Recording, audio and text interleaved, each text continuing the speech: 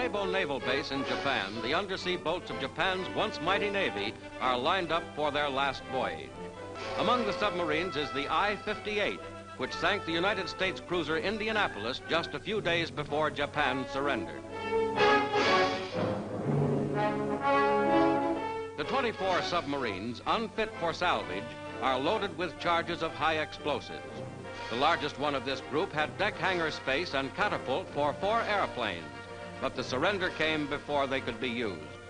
From Sasebo, the submarines head for the open sea and the end of the road.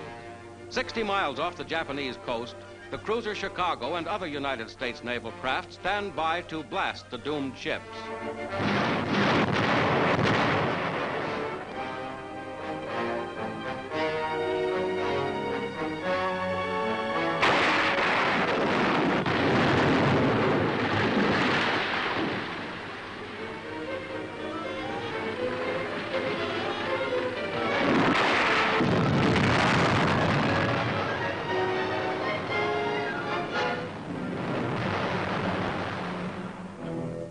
In deep water, Japan's former terror raiders are sunk beyond all hope of reclaim.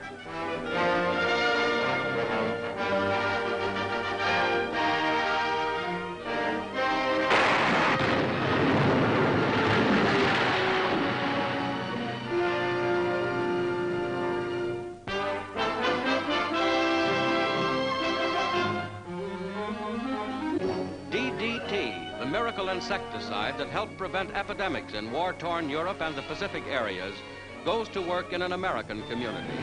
Trucks go out to spray an entire county in the state of Georgia. Center of the gigantic health campaign is the town of Columbus, which plans to become the cleanest city in the country. Cleanup crews also go into action. Rubble and refuse disappear the area. Over 20,000 homes, dairies, restaurants, and stores are visited by the sprayers, armed with large quantities of the DDT insecticide. A former Army officer who handled the same sort of job on Okinawa and in Korea is in charge of the project. No corner of the area escapes the DDT spray.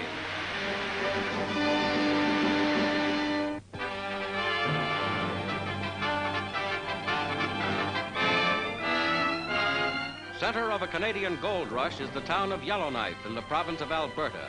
The town is swarming with gold hunters and new businesses. The Canadian government is urging its returning war veterans to blaze new trails in Canada's great Northwest. This little town was booming when the outbreak of war put a temporary end to gold mining. Up to the war, these mines had produced considerable of the valuable metal. Gold mines on new claims use a diamond drill going down perhaps 800 feet. The drill comes out of the depths and brings up samples of the gold-bearing ore. The ore is smelted and liquid gold poured into a mold. Ingots of the precious metal have lured thousands to the Yellowknife fields.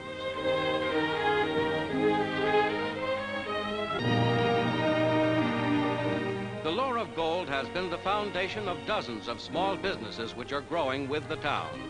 2,000 square miles of gold field, newly discovered, has brought in more and more people with the pioneering spirit, ready to face the hard, rugged life in Canada's Northwest.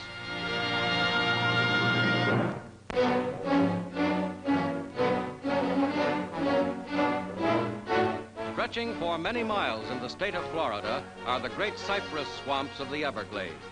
Though insect-ridden and treacherous with quicksand, they're a valuable source of a valuable commodity, cypress lumber, especially important today in view of the shortage of housing materials.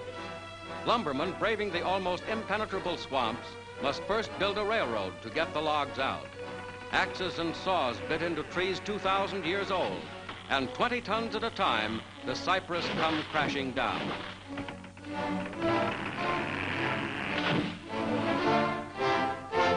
Working often in water hip deep, the loggers provide huge quantities of lumber a year.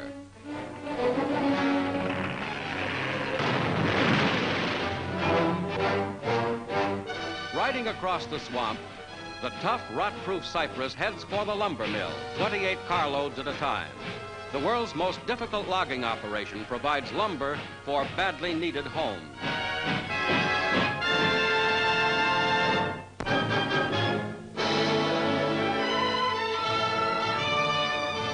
family home of Franklin Delano Roosevelt at Hyde Park, New York, becomes the property of the people of the United States on the first anniversary of President Roosevelt's death. As the nation and the world recall a fateful day, President Truman and Mrs. Roosevelt pay homage at the fallen leader's grave.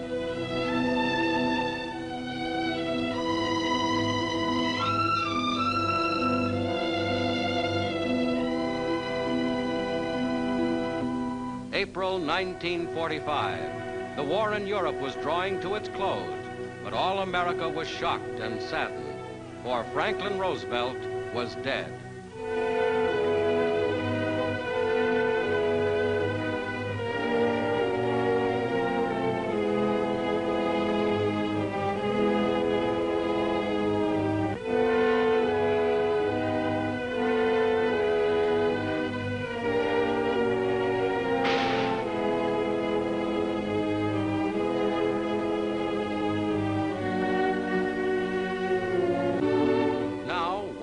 Later, the old Roosevelt Estate is formally dedicated to the public. Crowds of people have come for the ceremony. Trygve, Secretary General of the United Nations, and Russian delegate Andrei Gromyko are present to pay their respects.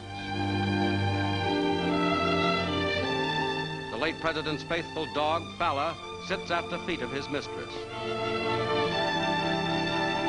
Mrs. Roosevelt turns over the property, which will become a national shrine, to the American people. It was the people, all of the people of this country and of the world, whom my husband loved and kept constantly in his mind and heart. He would want them to enjoy themselves in these surroundings and to draw from them rest and peace and strength as he did all the days of his life. Mr. President, I am happy that you could be with us on this occasion. And to you, Mr. Secretary, I now turn over the full possession of the land, the house with its contents, the other buildings, which my husband willed to the people of the United States. Before the large audience, which includes many government leaders, President Truman pays tribute to the late president. Here where he was born, in the spot which he loved best in the world, he is now at rest. We shall not soon see his like again. May Almighty God, who has watched over this republic as it grew from weakness to strength, give us the wisdom to carry on in the way of Franklin D. Roosevelt.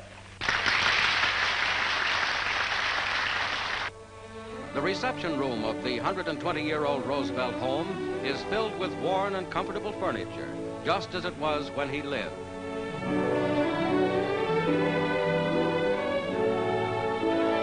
In the library is the desk at which the late president liked to work on his stamp collections in the evenings.